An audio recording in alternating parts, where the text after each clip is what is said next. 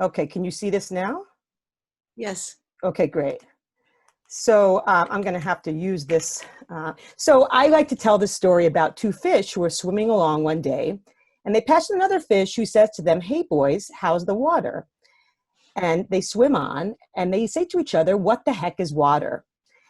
And you probably have heard this story. It's really a very important story about how sometimes the most difficult realities are the things that we take for granted and we can't really see. And for fish, that's water. But for humans, that's culture. And culture, as you all know, is a really interesting puzzle because it's all around us, but it tends to be invisible. We take it for granted.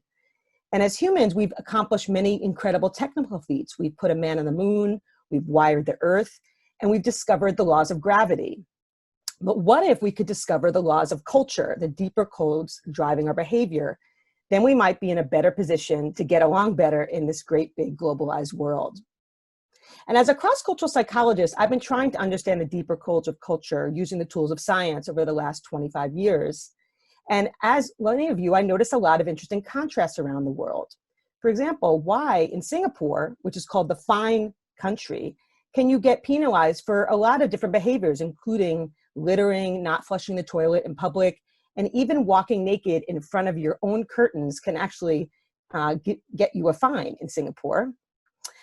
If you take a short plane ride over to New Zealand, you'll see very different types of behavior. You see people walking barefoot in banks. You might see large fences of thousands of bras or couch burnings on campuses. And New Zealand is the only place that I know of that had its own national wizard.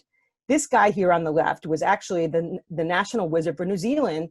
He was a fired professor who landed in the streets of New Zealand, and he was lecturing on everything from rugby to religion. And instead of punishing the deviant, the Prime Minister of New Zealand asked him to become the wizard.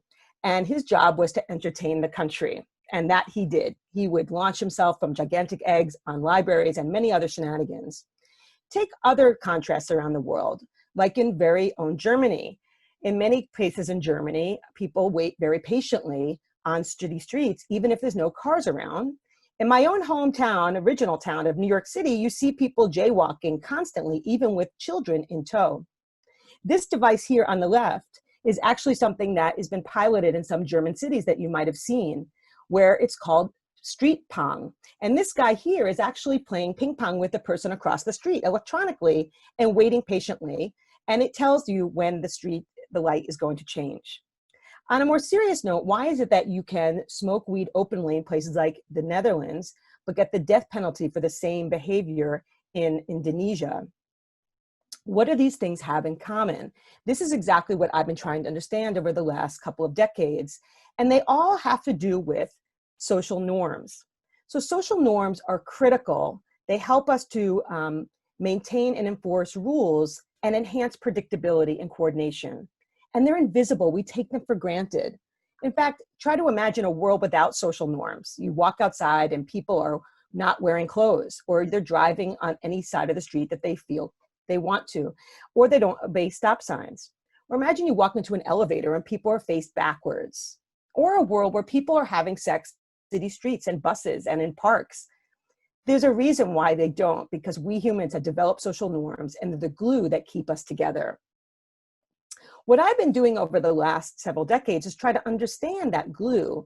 And what I found is that glue is stronger in certain contexts than others. This is what I call the difference between tight and loose cultures, a term that I inherited from Pierto Pelto, who was writing about the topic on pre-industrial societies in the late 60s. And tight cultures have many strong norms and punishments for deviance. Loose cultures tend to have weaker norms and they're much more permissive. And I'm going to talk to you today about how this difference has affected nations and states, and what is the ideal amount of tight and loose? How do we think about which is better or worse for human functioning? And I'm going to talk about how it connects with organizations and the kinds of strategies that and cultural DNA that organizations have. And toward the end of the talk, I'll talk about some of the research we're doing on corona and tight loose. So I want to about the first study that we did on this. This was a study we did across many nations, and the results of which were published in Science. And what I was interested in doing in this study is seeing measure tight loose.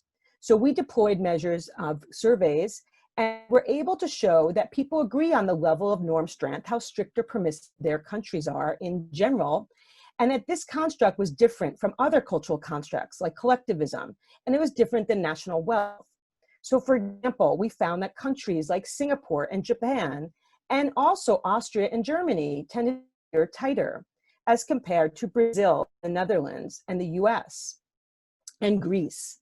And tight loose was distinct from collectivism. So for example, in our data, there were collectivist cultures that were tight, like in East Asia, but there were also individualistic cultures that tended to veer tight, like Switzerland and Germany and Austria. And likewise, there were collectivist cultures that were loose, like Brazil and Spain, and of course, individualistic cultures that were loose, like the US. We found no relationship between tight loose and GDP. For example, there were rich cultures that are tight and poor cultures that are tight, and likewise in other quadrants. So what we wanted to see is what is the kind of benefits and detriments that these kinds of constructs confer to human groups. And what we found was that tight cultures tend to have a lot of order. They have lower crime and more monitoring. They have more uniformity in what people wear and what people drive. Even city streets have clocks that are more aligned in tight cultures. If you look at how different clocks say, what time they say in different cultures, you'll find that you're not sure what time it is in looser cultures. There's more synchrony in general in tight cultures. And there's much more self-control. If you live in a context where there's a lot of strong norms and punishments, you need to monitor your impulses and control your behavior. And that has a spillover effect on things like lower debt and lower alcoholism, and even lower weight. In research for rule makers, rule breakers, I found that even pets tend to be skinnier in tighter cultures as compared to loose cultures. So you can see that tight cultures corner the market on order. Loose cultures struggle with order. They have higher crime, less synchrony, and they have a host of self-regulation problems. But loose cultures corner the market on openness. They're much more open to different people, different races or religions, immigrants. In one study that I did, that I talk about in the book, I sent my research assistants back to their home countries and asked them for fake facial warts on their face that you can buy on the internet. I also dressed them up with tattoos and nose rings in another condition. And in the third, wore their normal face, and they asked for directions on city streets and for help in city stores. And I found that in all cultures, people were just wearing the normal face. There was no difference in how much they were helped. But when people were wearing these strange facial warts and tattoos, they got much less help in tight cultures and much more help in loose cultures. Loose cultures also corner the market on creativity. In crowdsourcing, they are much more likely to enter them and win. And they tend to be more adaptable to change. So loose cultures, while they corner the market on openness, tight cultures struggle with openness. So I was really interested in this study to figure out what is actually associated with tight and loose. Why do they evolve in the first place? I was trained in the tradition where culture becomes quasi-adaptive to your environment.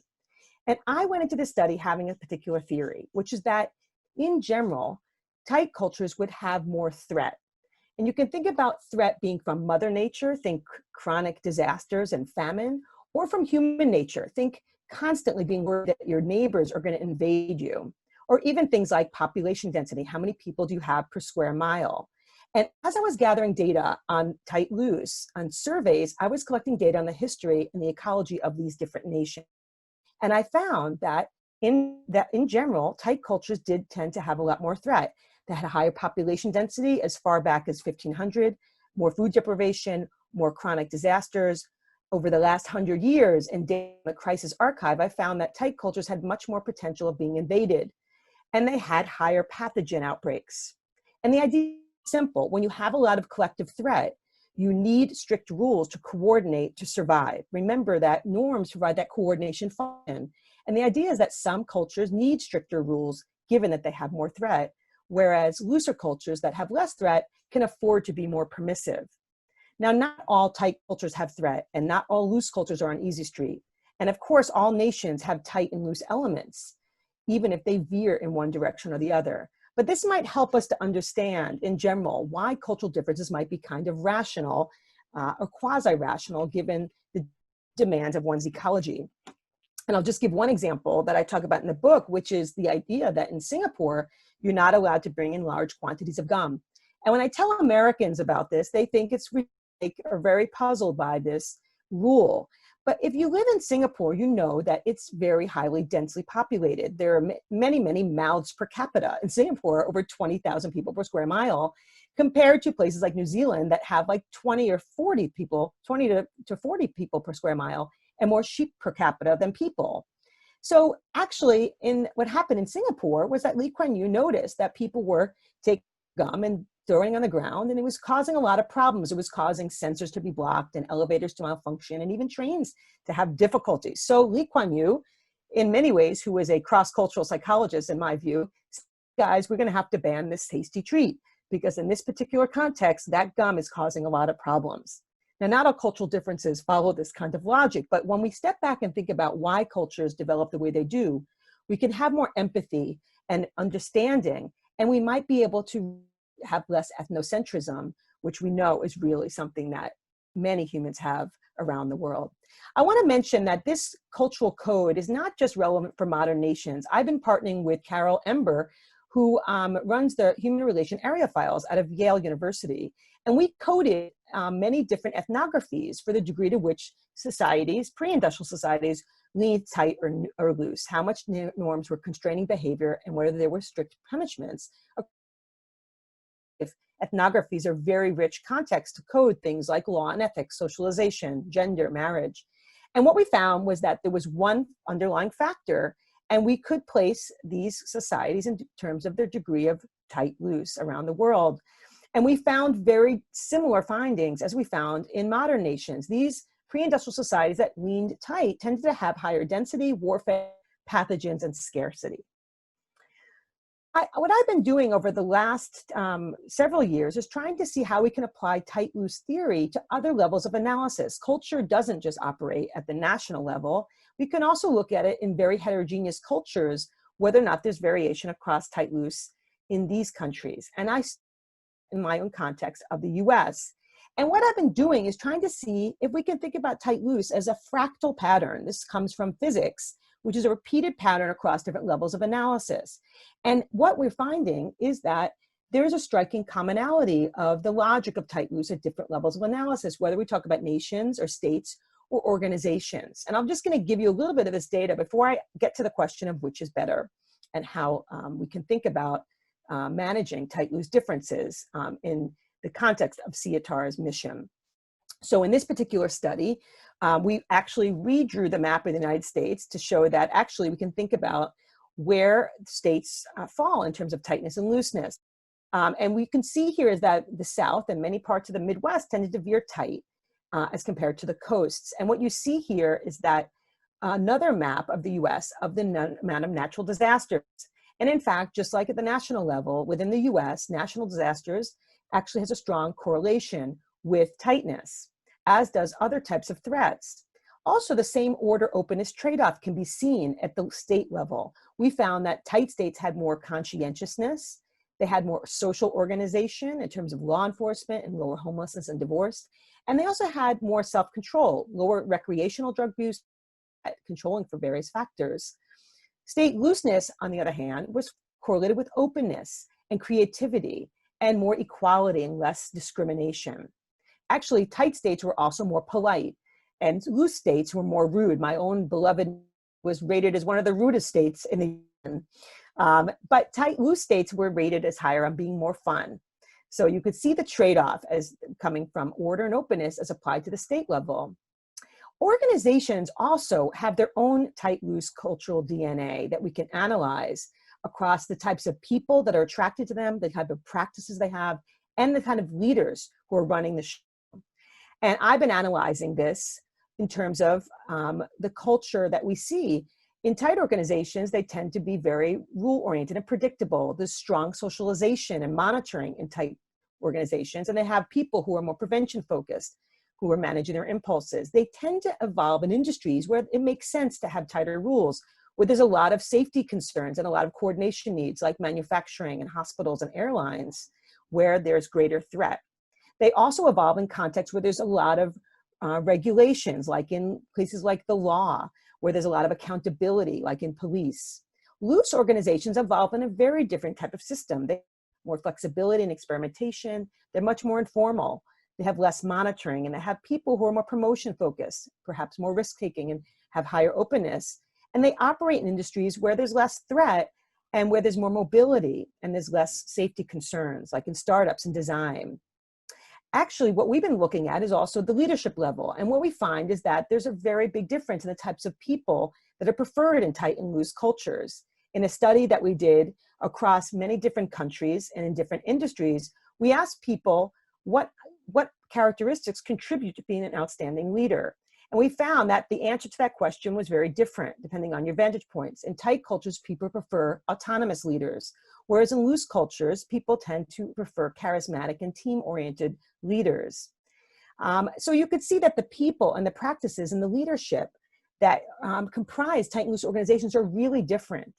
And we often, as I mentioned, we don't really think about these kinds of cultural differences, particularly when we start to think about mergers and acquisitions, because we tend to focus on the more technical parts and the strategic parts of the mergers without realizing that there's an underlying cultural iceberg that we're going to actually come into contact with soon after.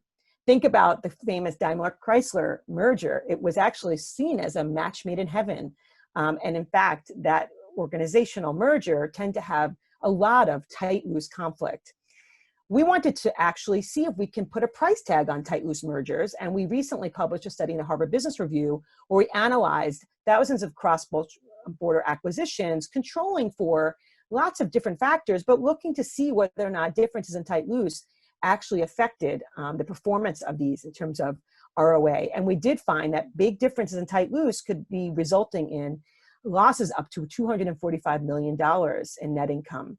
And there were also other contextual moderators in this study. For example, when the tight culture was the acquirer, this difference was even larger. In contexts where they were more about creativity and people orientation, these differences were even more pronounced as compared to in more manufacturing contexts, driven more by technology.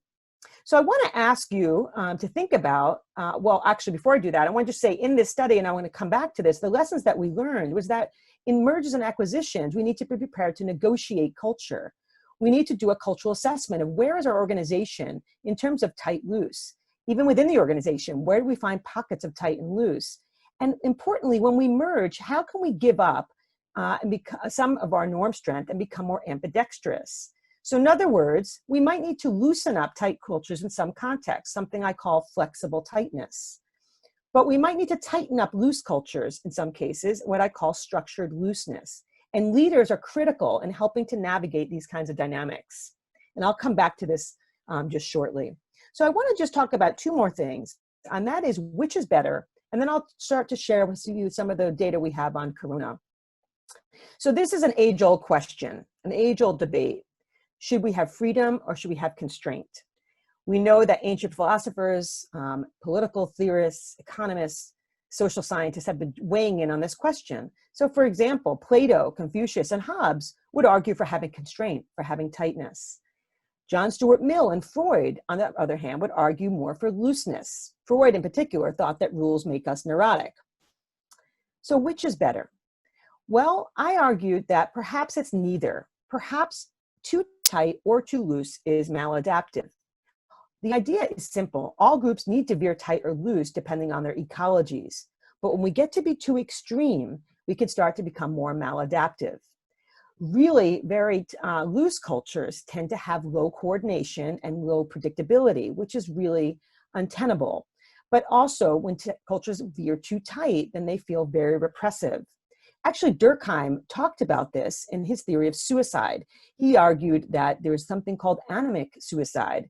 Cultures that are anemic had very few norms and very few rules, but he called fatalistic cultures and societies also prone to suicide because they felt they had to escape a very strict system.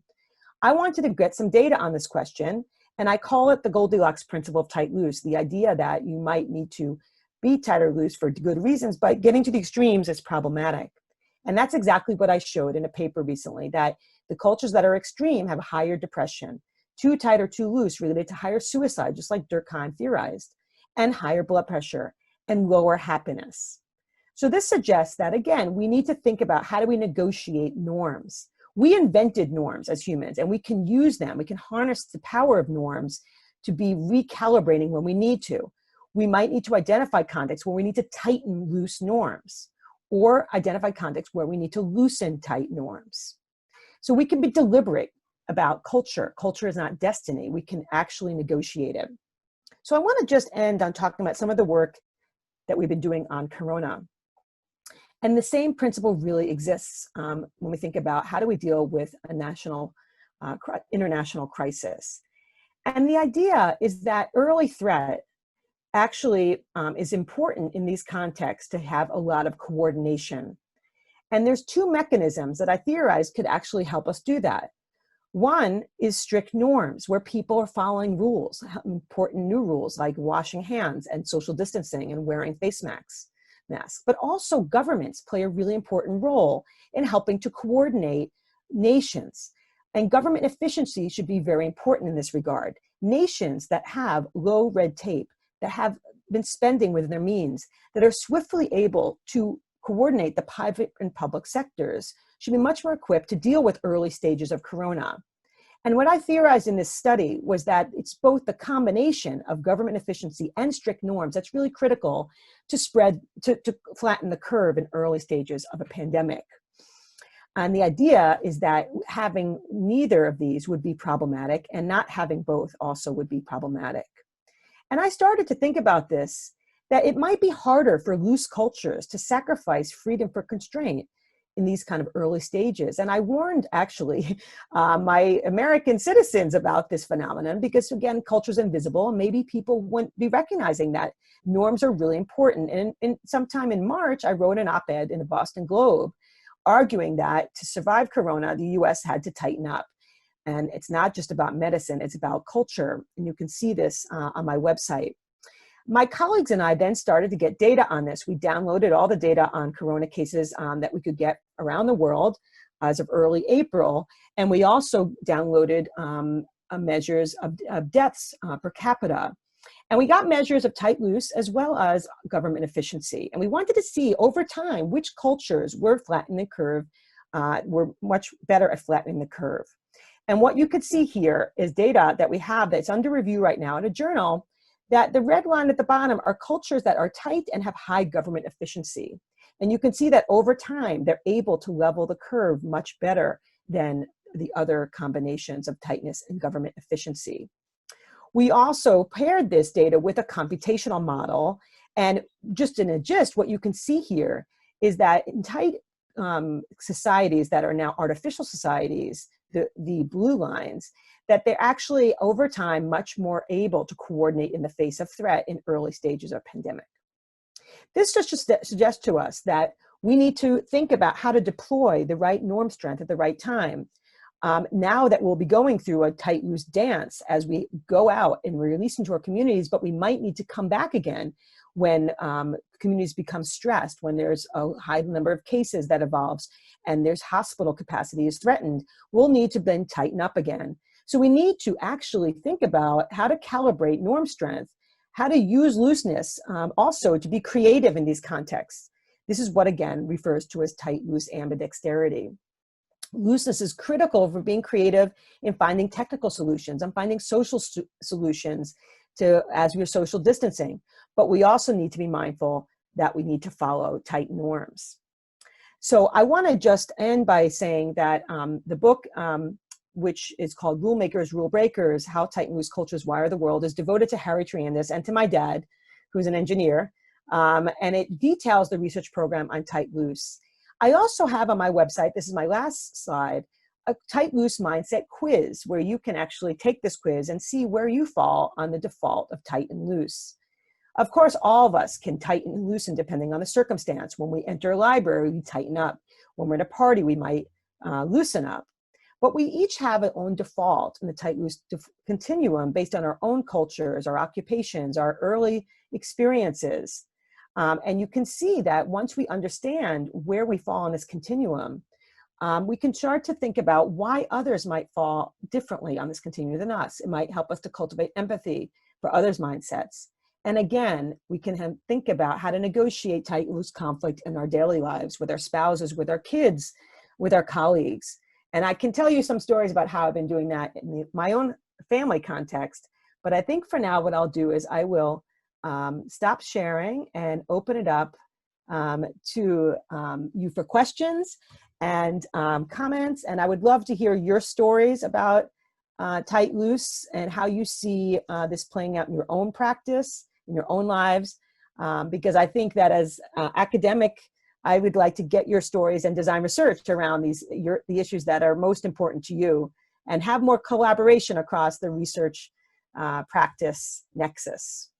So thank you. Ooh, I can't hear you. So that's it. Yeah. Thank you so much, Michele. Yeah, of course, I think we have heard so much from you that there will be questions.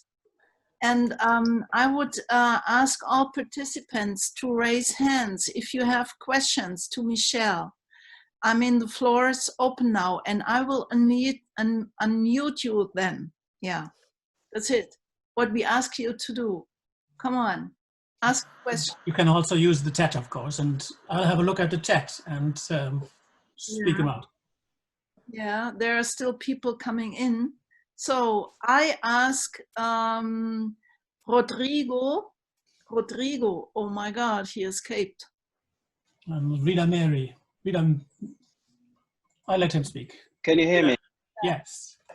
Well, I have a question. I think we all agree that culture is dynamic and not static. And my question is, have you noticed any changes in loose cultures shifting to more tight cultures, or the other way around? And what are the factors that might have contributed to this transition or shift?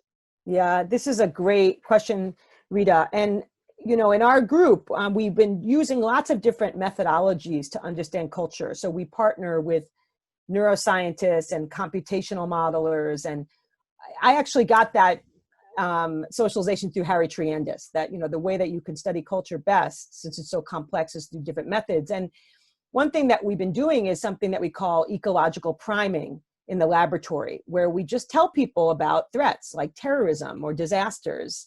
And we look to see, do they have shifts, you know, in their own mindsets? And we do find, even temporarily, that when people are exposed to collective threats, they start to desire greater tightness. So threat actually is one driving force.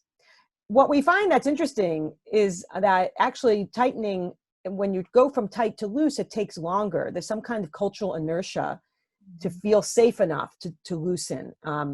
And that might be something that is part of our evolutionary past, where once you've tightened as in response to threat, that it's risky to loosen. So actually, we're now designing some experiments to try to think about how to help people to feel safe to loosen up when it's appropriate to loosen.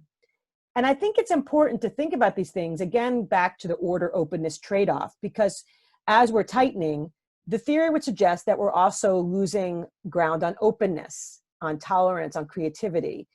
As we loosen, we lose some ground on order. So we need to be more mindful in how we calibrate these differences. And I just want to mention that threat's not the only predictor of tightness. Other things like mobility, diversity, also feed into looseness, where it's harder to agree upon norms in contexts that are rapidly changing in terms of people moving in and out, or in contexts where there's a lot of different types of people, where you can't really agree upon a norm. And it's dynamic, as you mentioned. And there's lots of exceptions also to what I've just said also, as you mentioned, that's complex. Mm-hmm.